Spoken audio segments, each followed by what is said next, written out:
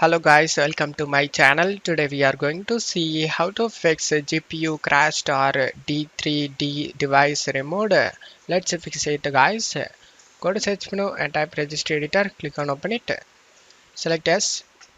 Now you just need to check my video description for this registry path. Just copy and paste it in the address bar and press enter. Make sure you selected GraphicsDrivers.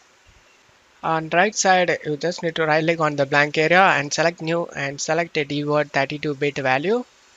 And now you just need to check my video description for this text used in the video.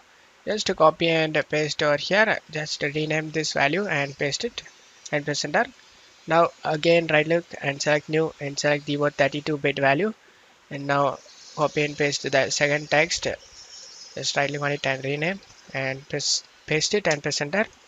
Now you just need to double click on both values and set this value data to 60 and base set to decimal and click on OK.